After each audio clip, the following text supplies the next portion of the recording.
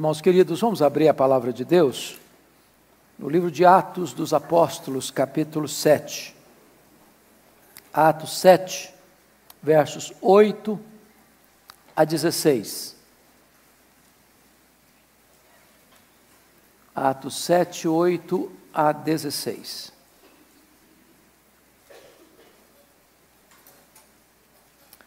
Vamos começar a leitura com o verso 8, a parte B. Então está escrito: de Isaque procedeu Jacó, e deste os 12 patriarcas. Os patriarcas, invejosos de José, venderam-no para o Egito, mas Deus estava com ele. Pode repetir essa frase comigo? Mas Deus estava com ele, e livrou-o de todas as suas aflições, concedendo-lhe também graça e sabedoria perante Faraó, rei do Egito, que o constituiu governador daquela nação e de toda a casa real. Sobreveio, porém, fome em todo o Egito, e em Canaã houve grande tribulação, e nossos pais não achavam mantimentos. Mas tendo ouvido Jacó que no Egito havia trigo, enviou pela primeira vez os nossos pais. Na segunda vez, José se fez reconhecer por seus irmãos, e se tornou conhecida de Faraó a família de José. Então, José mandou chamar a Jacó, seu pai, e a toda a sua parentela, isto é, 75 pessoas. Jacó desceu ao Egito, e ali morreu ele e também nossos pais. E foram transportados para Siquém e postos no sepulcro que Abraão ali comprara a dinheiro aos filhos de Hamor. Até aqui.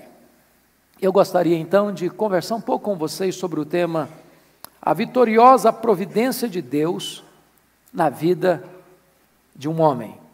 A vitoriosa providência de Deus na vida de um homem. Todos nós que estamos aqui certamente cremos no Deus da providência. O que isso significa?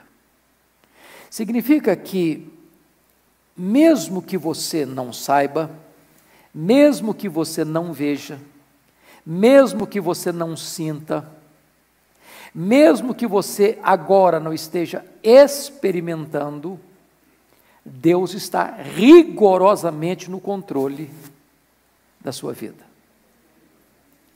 As rédeas da sua vida não estão nas suas mãos, estão nas mãos de Deus. Quem comanda a sua vida não é o andar de baixo, é o andar de cima. Deus está trabalhando não contra você, Deus está trabalhando por você. Se você é um filho, uma filha de Deus, o final da sua vida já está escrito, já está decidido. É a glória.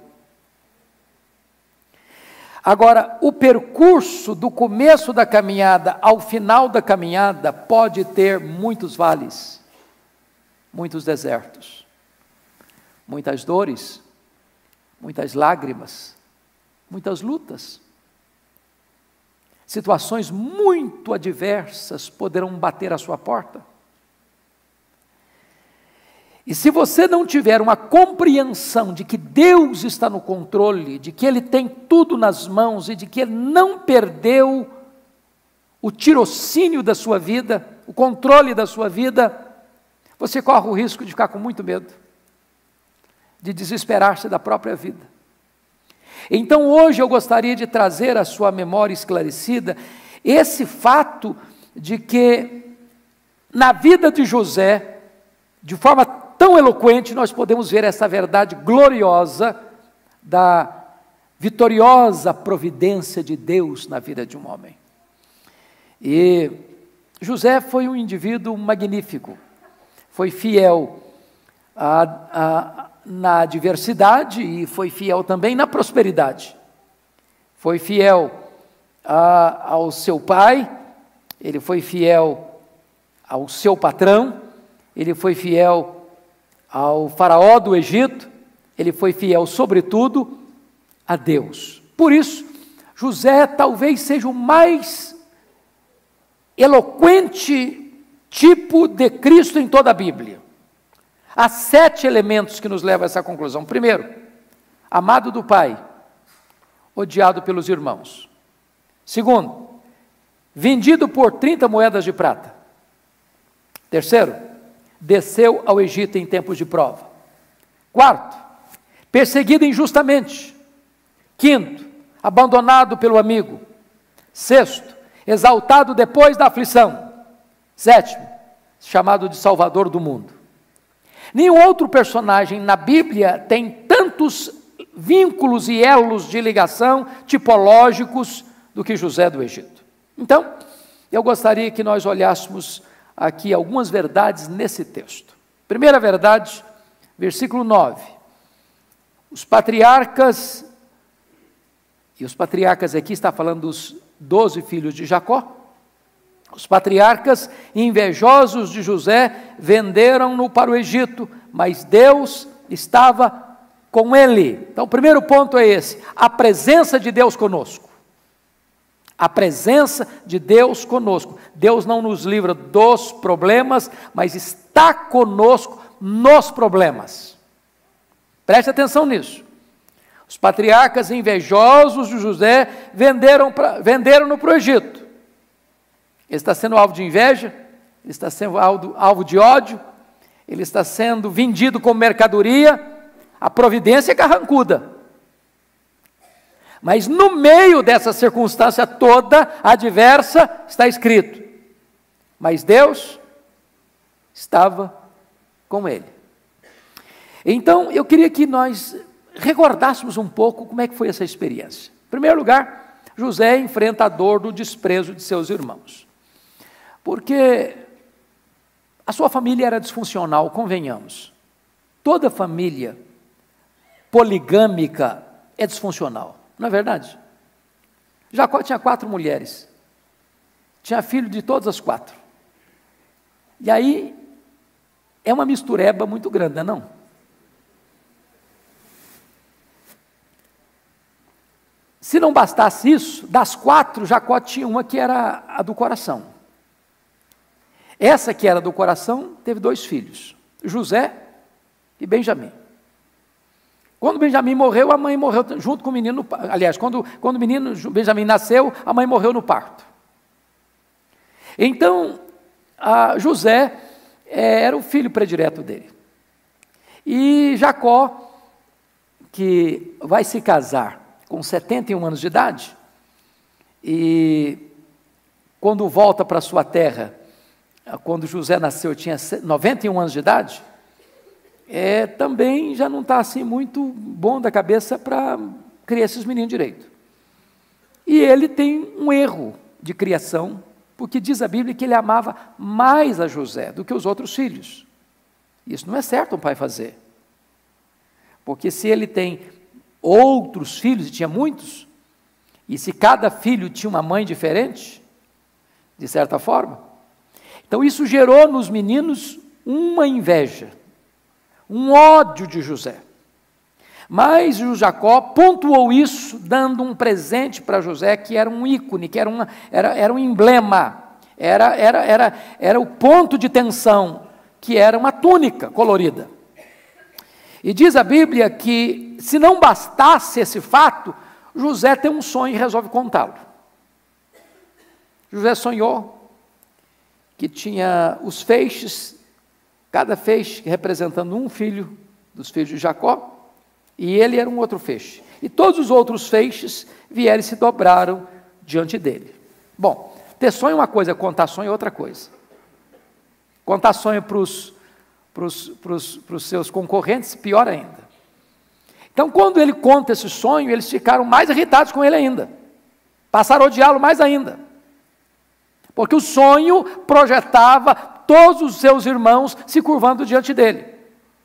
Mas se não bastasse esse sonho, só outra vez. Só que o sol, a lua e as estrelas estavam se curvando diante dele. Era o pai e a mãe, seus irmãos. E aí passaram a odiá-lo ainda mais. Se não, vejamos aí. Agora eu preciso que você acompanhe comigo em Gênesis para a gente entender a história desse moço. Abra lá em Gênesis capítulo 37. Comigo. No versículo de número 4, veja você que eles... No versículo 3 diz que Israel, Jacó, amava mais a José que a todos os seus filhos. Estava errado isso. Mas no verso 4 diz: vendo, pois, seus irmãos que o pai o amava mais do que a todos os outros, odiaram-no e já não lhe podiam falar pacificamente. Isso se chama de boicote. Boicote, né? O menino está em casa, ele chegava, todo mundo parava a conversa. José chegava, ninguém falava com ele. Puxava assunto, ninguém queria conversar com ele. Ele se sente boicotado dentro da casa dele. Mas olha comigo que não só boicote não, tinha ódio também. Versículo 4 diz que odiaram-no. Versículo 5, em virtude do sonho que ele relatou aos seus irmãos, o odiaram ainda mais. Versículo 11 diz que seus irmãos lhe tinham ciúmes. Se não bastasse isso, olha comigo no versículo de número 18, que há uma traição. De longe o viram, e antes que chegasse, conspiraram contra ele para o matar. Para o matar. E se não bastasse ainda isso tudo, vejam comigo o desdém deles no versículo 19. E diziam um ao outro: vem lá o tal sonhador. E agora você percebe que José está sofrendo as mais duras provas dentro da sua casa. Ser perseguido por um estrangeiro, por um inimigo, é uma coisa. Você ser desprezado e odiado e alvo de inveja, de ciúme, de traição, de trama de morte dentro da sua casa, aí a coisa é muito mais complicada. Que idade ele tinha? Que idade ele tinha nessa época? Olha comigo. Ele tinha 17 anos. Ele tinha 17 anos. Então, você percebe, no versículo 2, tendo José 17 anos, é um adolescente, diríamos hoje. Poderia ficar para a vida inteira traumatizado. Mas ele enfrentou mais do que isso, ele enfrentou a dor do abandono. Olha o versículo 20 a 22, quando eles tomaram a seguinte decisão: vinde, pois, agora, matemo-lo e lancemo-lo numa dessas cisternas, e diremos: o animal selvagem o comeu, e vejamos em que lhe darão seus sonhos. Seus irmãos não toleravam duas coisas: o fato de José ser amado pelo pai mais do que a eles, e o fato de José projetar, através de uma visão e de um sonho, de que ele seria maior que eles. Então, a melhor maneira que encontraram para eliminar o sonho de José foi matá-lo. Foi matá-lo. Então, você vai perceber, olha comigo lá no 42, 21, o que é que ele fez quando eles jogaram José naquela cova. O que é que eles fizeram? Olha o versículo 24, no 37, 24 diz: e tomando-o, o lançaram na cisterna vazia sem água. E o que fizeram ao jogar o José naquela cisterna vazia sem água? O versículo 25 diz que eles então sentaram para comer pão. Tomar uma refeição. O menino foi jogado dentro de um poço. A intenção deles era matá-lo, deles, exceto de Rubem, que era o mais velho. A intenção de Rubens era devolvê-lo para o pai. E eles estão comendo. E o menino fez o que lá dentro do poço? Aqui não diz. Mas está escrito lá em Gênesis 42, 21. Vamos lá. Quando eles foram apanhados lá no Egito, pela crise de consciência, então disseram uns aos outros: na verdade somos culpados no tocante a nosso irmão, pois lhe vimos a angústia de alma quando nos rogava e não lhe acudimos, por isso nos vem essa ansiedade. Em outras palavras, quando José foi jogado dentro daquele poço, José rogava, pedia, suplicava: me tire daqui, por favor, me tire daqui, por favor, me tire daqui, não me mate, não me deixe aqui. E eles nem deram a mínima para ele. Insensibilidade emocional. Abandono completo. Mas ainda, José é enfrentador de sentir-se um objeto descartável. Porque volta para o 37 comigo, Enquanto eles comiam, diz o versículo de número 25, que eles olharam e viram uma caravana de ismaelitas que vinha de Gileade, rumo ao Egito com seus produtos. Então disse Judá a seus irmãos, versículo 26, de que nos aproveita matar o nosso irmão e esconder-lhe o sangue? Vinde, vendamo-lo aos ismaelitas. Judá pensou o seguinte, bom, o negócio é descartar o José. Agora a gente pode descartar o José e ainda pegar uma grana. A gente pode acabar com a vida dele e ainda lucrar com isso. A ideia do Judá foi boa, pensaram todos. O Rúben não está presente. Mas então o que fizeram? Vendem José por 20 moedas de prata. Era uma boa grana na época. E vejam vocês que esse menino virou mercadoria. É o tráfico de escravos. É o tráfico humano. Ele vira um produto. Seus irmãos não têm qualquer sentimento de amor por ele, ao contrário, querem tirá-lo da frente deles. E agora, se você perceber, ele está se sentindo um objeto descartável. No 37, 27 e 28, foi o que fizeram. Versículo 28 diz, e venderam por 20 ciclos de prata. Mas olha comigo o 31. Então tomaram a túnica de José, mataram um bode e a molharam no sangue. Porque se o menino sumiu, eles vão ter que dar um relatório para o pai. Como é que eles descartam José chegando em casa sem ele? Eles pegaram um bode, mataram, não tinha DNA na época para fazer pesquisa, rasgaram bem a roupa dele, a túnica dele, nem vão lá, mandam a túnica para o pai. Olha aí, por favor. Então, versículo 32. Então enviaram a túnica talar de mangas compridas, fizeram-na levar a seu pai. Eles não foram. E lhe disseram, achamos isto, vê se é ou não a túnica de teu filho. Olha aí o desprezo, não de nosso irmão, teu filho. Mais uma vez ele é vítima da mentira criminosa de seus irmãos. Olha o 34. Então Jacó rasgou as suas vestes e cingiu de pano de saco e lamentou o filho por muitos dias. Mas se você olhar o 35, José é vítima de uma consolação falsa de seus irmãos. Levantaram-se todos os seus filhos e todas as suas filhas para o consolarem. Ele, porém, recusou a ser consolado. Agora preste atenção nisso, o que é drama de consciência. Quantos anos levou desse momento que eles venderam José para o momento em que eles foram a primeira vez no Egito? Vocês têm ideia de quanto tempo foi? Não? Foram 22 anos. José foi para lá com 17 anos. José foi feito governador do Egito com 30 anos. José governou 7 anos de grande fartura. Depois teve mais 2 anos de fome. Então, se você soma 13 com 7, 20, com mais 2, 22. 22 anos, eles contando uma mentira para o pai. 22 anos eles escondendo a verdade para o pai.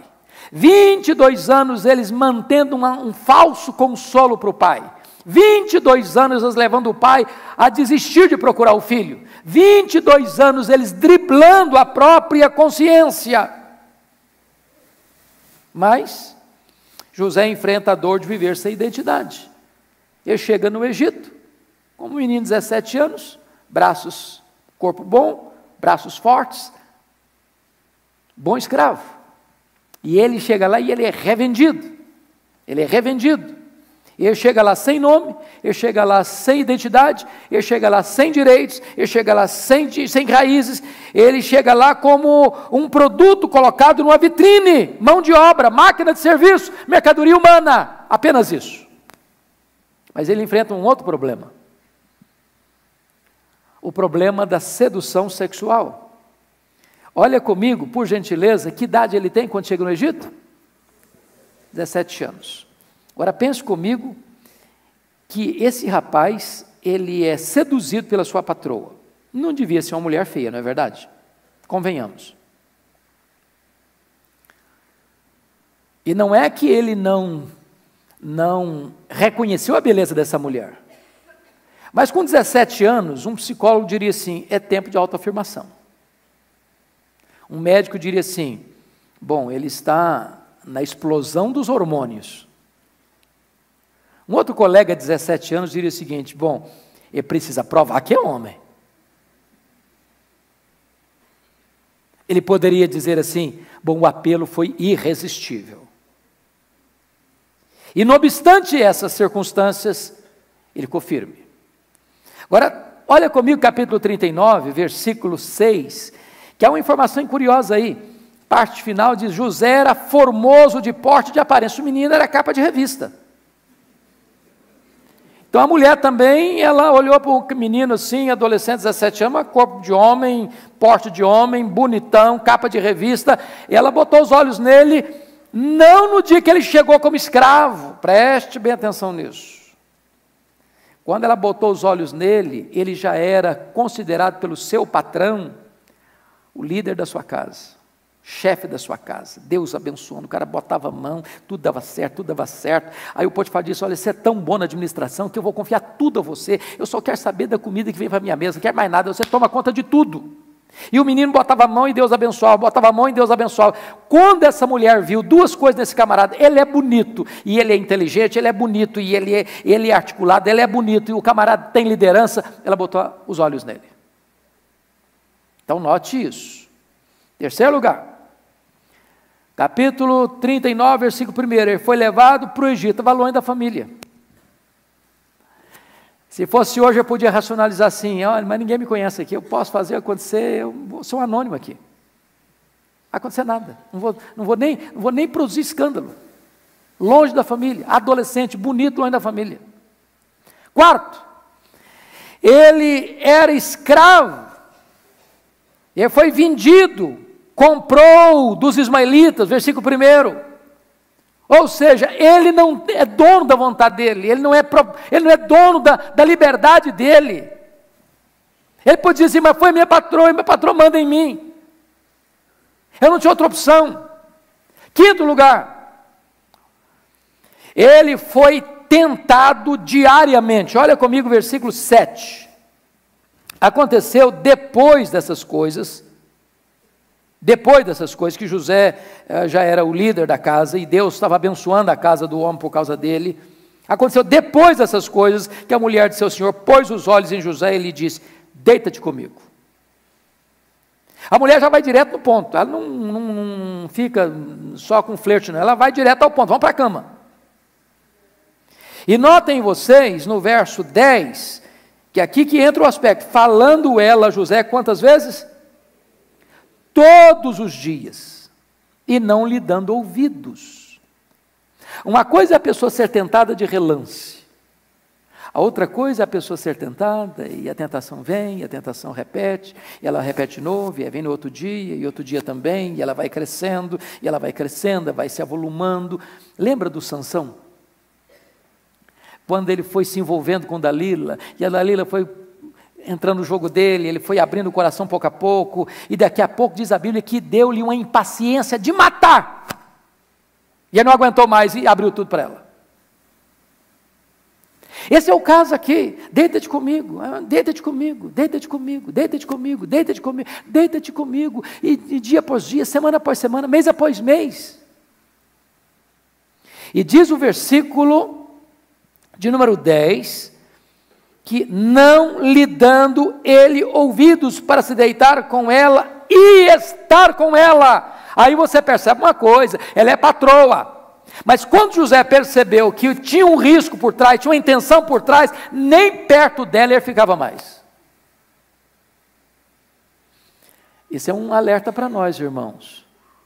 Tem hora que a gente cai em tentação, é porque a gente acha que a gente sabe a hora de parar e até onde pode ir. Nem você nem eu sabemos até onde podemos ir e a hora que devemos parar. A única maneira segura é fugir da situação. Porque se você for tentar administrar a situação, você naufraga. Aí olha a última cartada. Versículo 11, 12. Sucedeu que certo dia veio ele à casa para atender aos negócios, e ninguém dos de casa se achava presente. Então ela o pegou pelas vestes e lhe disse: deita-te comigo. Ele, porém, deixando as vestes nas mãos dela, saiu fugindo para fora. Então, pense comigo nessa situação. Ele então poderia justificar: bom, eu fiz tudo o que dependia de mim, mas eu fui agarrado. Esse moço preferiu estar na prisão com a consciência limpa do que estar em liberdade, na cama da patroa, com a consciência culpada. Por que ele não caiu? Por que ele não caiu? Olha a explicação que esse homem vai dar. Primeiro, a consciência da presença de Deus na sua vida. 39, 2 e 3. O Senhor era com José, que via ser homem próspero, estava na casa de seu senhor egípcio. Vendo Potifar que o Senhor era com ele e que tudo o que ele fazia, o Senhor prosperava em suas mãos. Ou seja, esse homem quer ser grato a Deus. Ele sabe que Deus é com ele, que Deus abençoa a vida dele, que Deus abençoa a casa do patrão dele por causa dele. E esse homem não quer desonrar a Deus, porque Deus tem sido generoso e fiel com ele. Segunda coisa, versículo 5. E desde que o fizeram mordomo de sua casa e sobre tudo que tinha, o Senhor abençoou a casa do egípcio por amor de José. Ele sabia da bênção de Deus em sua vida e através da sua vida. Mas no verso 9 ele explica isso melhor. Vamos ler comigo a parte B do verso 9? Como, pois, cometeria eu tamanha maldade e pecaria contra Deus? Maldade contra quem?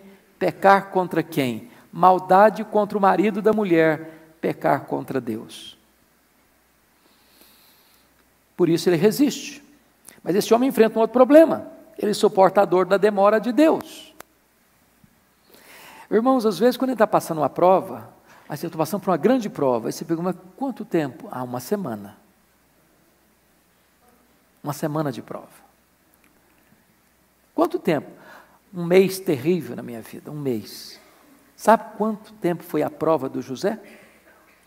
13 anos. Sabe em que período? Dos 13 aos 30.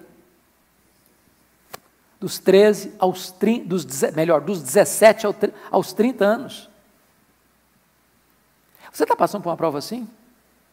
Ano após ano, ano após ano, odiado, alvo de ciúme, de traição, de inveja, de conspiração, se sentindo mercadoria humana. Mentem acerca de você, da sua integridade. Jogam você numa masmorra. Aí o José está lá, Deus abençoa o cara lá na cadeia, Deus abençoa o camarada. Mas aí ele é traído lá dentro da cadeia, ele decifra os segredos do copeiro do rei, mas o copeiro do rei não se lembra dele, ele é esquecido lá. Agora pense comigo a cabeça de um menino de 17 anos, que está lidando com essas provas todas, 13 anos, passando de problema em problema, de luta em luta. Meu Deus, onde o senhor está? Por que o senhor permite isso? Por que o senhor não me tira daqui? Por que o senhor não me escuta a oração? Por que o senhor me deu um sonho lá no passado para me fazer sofrer tanto? Onde está o cumprimento dos meus sonhos? Onde está a tua promessa? Onde está o teu projeto na minha vida?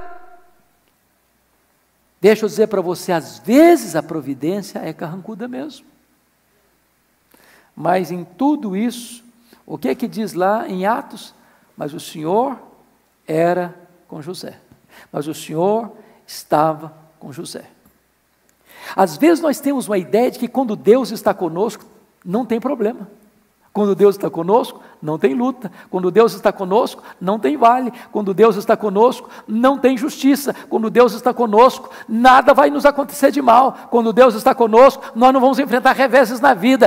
Deus estava com ele, mas durante quantos anos? 13 anos. É problema em cima de problema, é luta em cima de luta.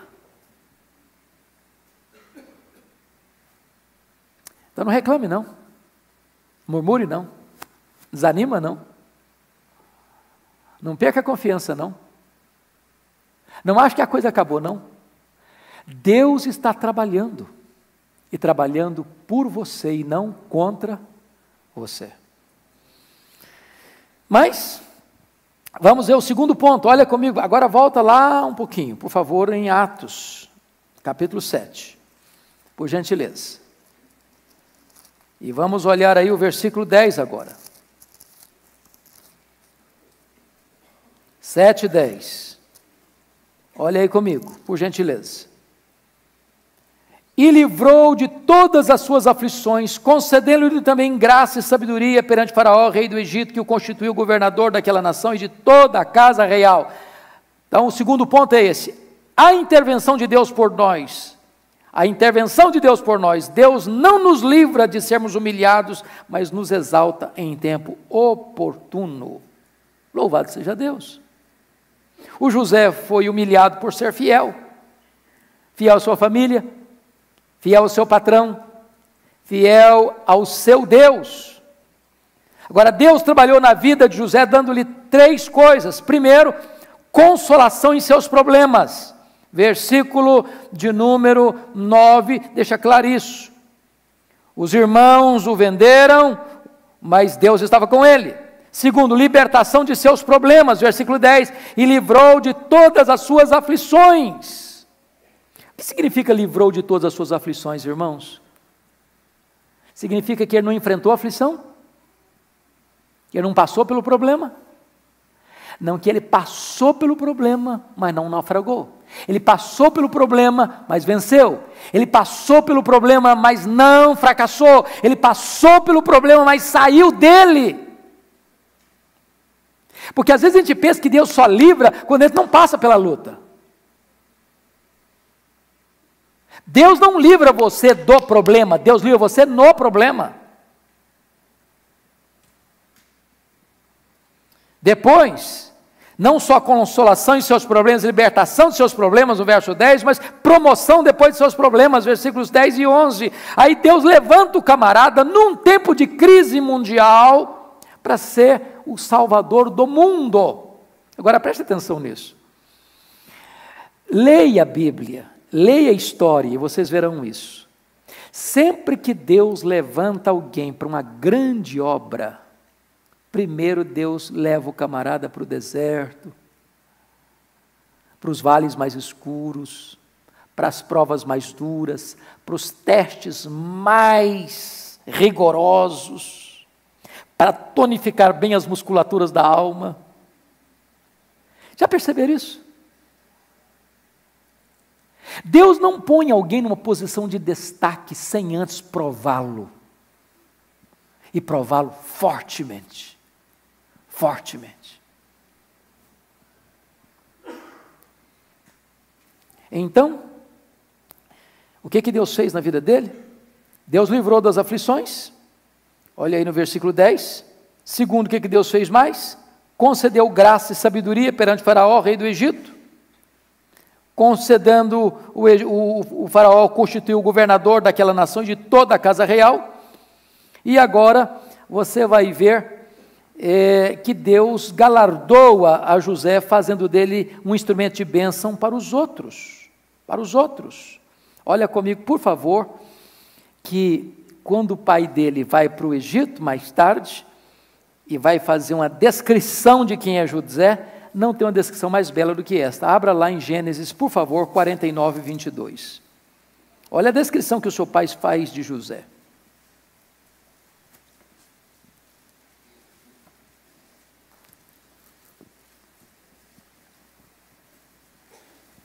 Você pode ler comigo o verso 22, vamos juntos? José é um ramo frutífero junto à fonte. Seus galhos se estendem sobre o muro. Preste atenção em 3 verdades aqui. Primeiro, ele é um ramo frutífero. Por que ele é um ramo frutífero? Porque ele é um ramo frutífero aonde? Junto à fonte. E quem é um ramo frutífero junto à fonte, sabe o que faz? Não abençoa apenas para dentro do muro, abençoa também para fora do muro. Se você quer ver Deus usando a sua vida para fora da sua casa, da sua família, da sua parentela, preste atenção nisso. Deus prova. Mas na medida que ele prova, ele faz de você um ramo frutífero. Mas ele planta você junto à fonte, a fonte é o próprio Deus. E aí você vai ser bênção, não só para dentro da sua casa, você vai ser bênção para o mundo.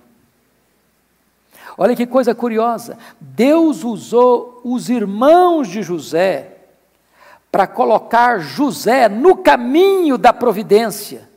E Deus usou José para salvar a vida de seus irmãos. Deus já havia profetizado para Abraão, falado para Abraão, que a descendência dele iria para o Egito. Como? De que forma? De que maneira? A providência é carrancuda. Deus abre o caminho para o povo de Israel ir para o Egito, e os irmãos vendendo José como escravo para lá. Quem poderia imaginar que essa seria a forma de Deus cumprir o seu plano?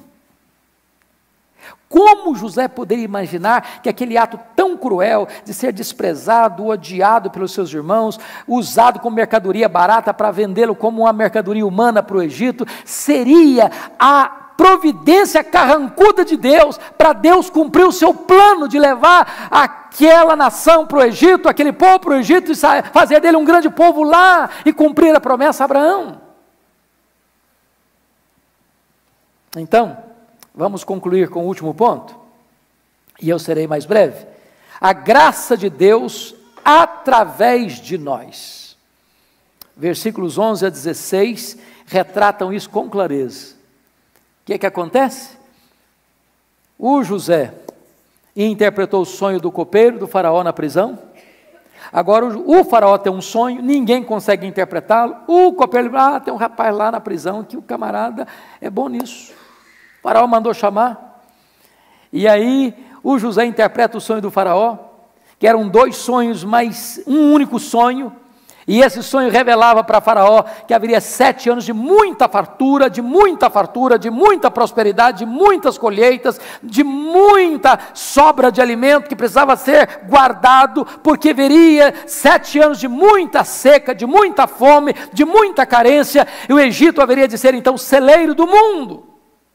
Aí José diz: faraó, você precisa escolher um homem que administre esse projeto para você, para que você então, nesses 7 anos de fartura, possa plantar muito, possa colher muito, possa fazer celeiros, possa armazenar comida, porque o mundo vai passar 7 anos de fome, e esse alimento precisa ser guardado para que possa suprir a necessidade do mundo. E o faraó diz: mas tem alguém melhor do que José? E o faraó constitui José em governador do Egito. E o projeto de Deus se cumpre. E agora eu queria que nós lêssemos 3 versículos da Bíblia para entender isso. Gênesis 45, 5, olha aí comigo. Olha o que José diz para os seus irmãos quando se dá a conhecer a eles. 45, 5. Eu queria que todos vocês lessem comigo. Vamos juntos? Agora, pois, não vos entristeçais, nem vos irriteis contra vós mesmos, por me haverdes vendido para aqui, porque, para a conservação da vida, Deus me enviou adiante de vós. Preste atenção num homem que entende que Deus dirige o seu destino. Quando ele se revelou para os seus irmãos, eles ficaram desesperados, com medo de vingança, com medo de que seu irmão fosse matá-los, com medo de que seus irmãos fizessem algum mal para eles. Começaram a discutir entre eles. Fiquem calmos, fiquem tristes não. Vocês erraram, mas vocês estavam apenas cumprindo um projeto de Deus. Olha como Deus é maravilhoso, irmãos. Mesmo quando o homem peca, o plano de Deus não pode ser frustrado. Segundo versículo, 45, 8. Vamos juntos comigo? Vamos lá? Assim não fostes vós que me enviastes para cá, e sim Deus que me pôs por pai de Faraó, e senhor de toda a sua casa, e como governador em toda a terra do Egito. Olha que entendimento magnífico. Não foram vocês, foi Deus. Qual foi a providência que Deus usou? Carrancuda. Deus mandou para o Egito não de carruagem de ouro, não com bandeiras e bandeirolas à sua frente, um exército marchando à frente dele, uma banda tocando atrás. Deus o mandou para o Egito, Deus o levou para o Egito de uma maneira tão dolorosa. Mas ele agora entende o projeto de Deus na sua vida. Mas olha, finalmente, Esse é um dos textos mais sublimes de Gênesis, capítulo 50, versículo 20. Vamos juntos, todos nós, por favor. Vamos juntos? Vós, na verdade, intentastes o mal contra mim, porém Deus o tornou em bem, para fazer, como vedes agora, que se conserve muita gente em vida. José não é inocente a ponto de pensar que a motivação dos seus irmãos ao venderem para o Egito era boa, não era boa, mas Deus não fica dependente do homem para cumprir os seus planos, e apesar de eles terem tentado o mal contra José, Deus transforma aquilo em bem, para um projeto muito maior, para que a vida de muita gente fosse preservada naquele tempo de fome. José ainda mais. Não só isso, José decide perdoar seus irmãos em vez de se vingar deles. E como é que José fez isso? De 3 maneiras. Primeiro, diz a Bíblia que foi antes da crise da fome que nasceram os seus 2 filhos. O primeiro filho que nasce, José põe o nome no menino de Manassés. O que é que significa Manassés? Deus me fez esquecer. Em vez de ele levantar um monumento de mágoa, de dor, de ressentimento, ele ergue um monumento vivo de perdão. De perdão. Se as pessoas intentaram mal contra você, mesmo que elas intentaram mal contra você, essas pessoas não vão frustrar o plano de Deus na sua vida. Então não cabe a você ficar com mágoa delas. Não cabe a você vingar-se delas. Não cabe a você pagar o mal com o mal. Entenda isso. Entenda isso. Mesmo que as pessoas falem mal, façam mal para você, o plano de Deus na sua vida não vai ser frustrado. E Deus não permite que você dê o troco às pessoas que falam mal, fazem mal para você. Cabe a você perdoá-las. Segunda coisa que José fez para demonstrar o seu perdão. Capítulo 45, versículo 18. Olha que coisa maravilhosa que está escrito aí. 45, 18. Tomai a vosso pai e as vossas famílias e vinde para mim, dar-vos-ei o melhor da terra do Egito, comereis a fartura da terra. Porque às vezes tem gente que diz o seguinte: não, eu perdoo você, mas agora você vai ter que ralar. Ele diz: eu perdoo vocês e vou dar o melhor para vocês. Isso é perdão. Não é você apenas perdoar o que foi passado, é você abençoar daqui para frente. Isso é perdão. É isso que Deus faz com você e comigo. Olha comigo aí, 45, versículo 20. O que é que está escrito? Não vos preocupeis com coisa alguma dos vossos haveres, porque o melhor de toda a terra do Egito será vosso. Agora ele faz mais do que isso. Ele sustenta seus irmãos e seu pai. 47, 11 e 12, olha aí. Então José estabeleceu a seu pai e a seus irmãos e lhes deu possessão na terra do Egito, no melhor da terra, na terra de Ramsés, como o faraó ordenara, e José sustentou de pão a seu pai, a seus irmãos e a toda a casa de seu pai, segundo o número de seus filhos. Porque uma coisa é você prometer, outra coisa é você cumprir. Lá ele prometeu, aqui ele cumpre. Finalmente, ele pagou o mal com o bem. Foi o que nós já lemos, mas eu gostaria que nós lêssemos agora o contexto antes e depois. Então, vamos fechar aqui, capítulo 50, versos 19 a 21. Olha o que Jacó, olha o que José disse para os seus irmãos. Você pode ler comigo esses 3 versos? Vamos juntos? Respondeu-lhes José: não temais, acaso estou eu em lugar de Deus? Vós, na verdade, intentastes o mal contra mim, porém Deus o tornou em bem, para fazer, como vedes agora, que se conserve muita gente em vida. Não temais, pois eu vos sustentarei a vós outros e a vossos filhos. Assim os consolou e lhes falou ao coração.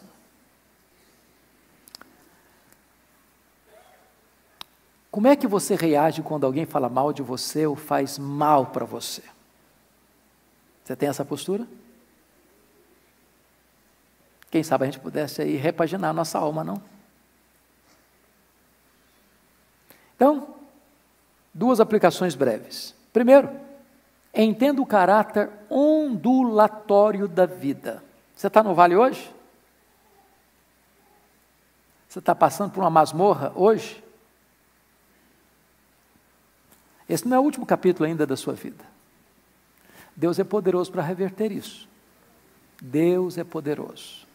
Tem hora que você diz, não tem mais saída. Com Deus tem saída. Porque de repente, é aquele que está lá na masmorra que Deus vai levantar para ser o salvador do mundo. É aquele que está lá na masmorra que Deus vai dar uma visão do que fazer no tempo da crise. Segunda aplicação breve, veja, por favor, a providência triunfante de Deus. Os infortúnios humanos não frustram os planos perfeitos e eternos de Deus. Saiba disso, creia nisso, aproprie-se disso. A nossa vida não é a lasca de lenha jogada no mar da vida, empurrada de um lado para o outro ao sabor das circunstâncias. A nossa vida está nas mãos daquele que está sentado num alto e sublime trono e tem as rédeas da história em suas poderosas mãos. Descansa em Deus, Ele está no controle.